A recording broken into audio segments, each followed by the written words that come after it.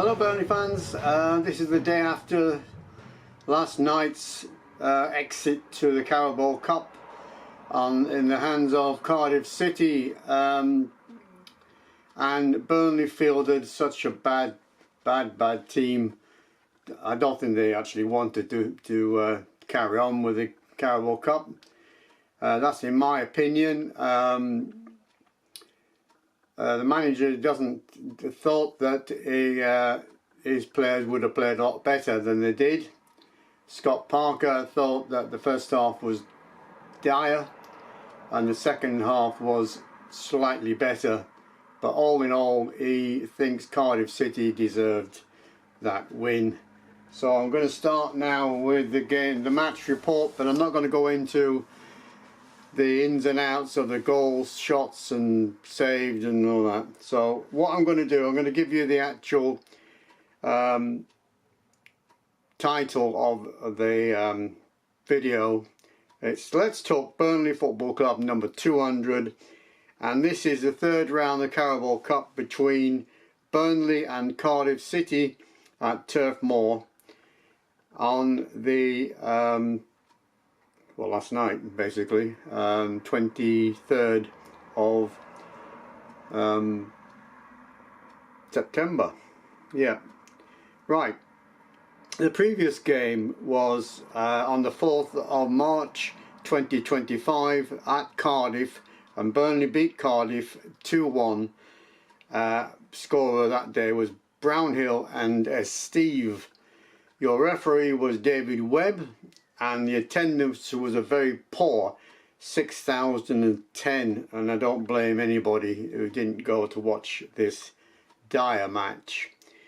So your team: Wes in goal, Twanzebe, Worrell, Humphreys, Son, Chukwa, Annabelle, Pires, Edwards, Broch, Fleming. Substitutes was Ladanki, Banel, Barnes, Briley, Campbell, Clark, Pimlott, Bowen and Tresor. I've never heard half of these names. Right, I'm not going to go into all this about first shot and yellow shots and whatever, but basically half time was 2-0 to Cardiff City.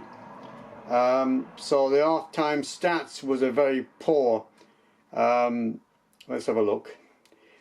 Burnley had 47% half time, 8 shots, 4 on target, 5 fouls and 2 corners, and Cardiff had 52% of the play, 5 shots, 3 on target, and 2 of them were goals. 3 fouls and 2 corners.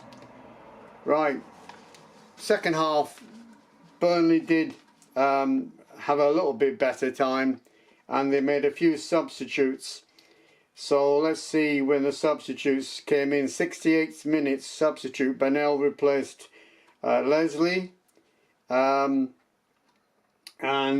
substitute Tresor replaced Edwards, and Barnes replaced his Brocha.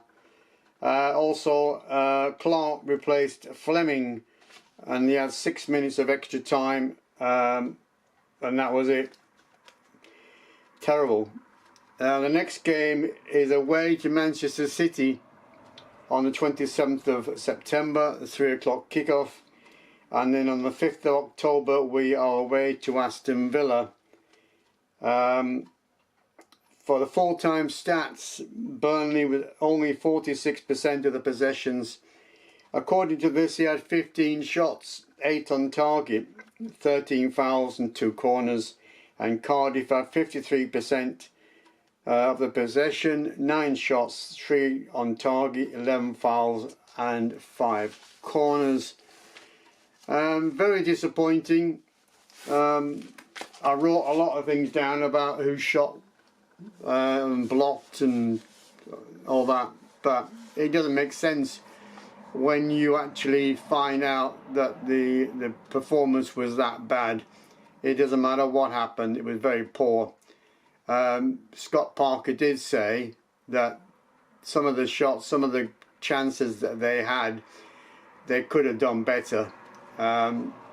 But let's face it, the team they put out against Cardiff City, who once we beat them 5-0 and we beat them 2-1 away, you'd have thought that they would have put some of the big guns on for a run out in the last, what, 15-20 minutes.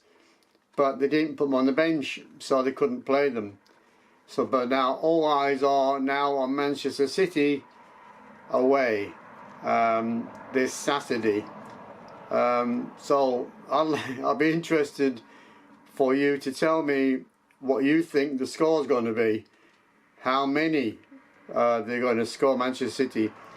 I don't think our goalkeeper last night did anything out of the ordinary. He stopped a couple of shots, but I mean, all in all, defence was poor. And the goalkeeper was, well, that's down to the defence at the end of the day. If the defence doesn't stop them, then it, you know, and he can't stop them, then what? They score, and that's the end of that. But we didn't create enough chances and to put them away. Fleming had a good chance on the turn, but it was saved, and his goal was decent. Fleming's goal was quite good, but Burnley should have second half. They should have at least equalised, and then would have gone to penalties. But never mind. At home, Burnley should have been better. It's as simple as that. And I suppose Cardiff are now very happy to be in the 4th round of the Carabao Cup, and they're going to get some big names probably. Hopefully they get a home draw. Anyway, never mind. Onwards and upwards, and I'll end this video with an up the Clarets for the rest of the season. That's all we can hope for. Okay, bye bye for now.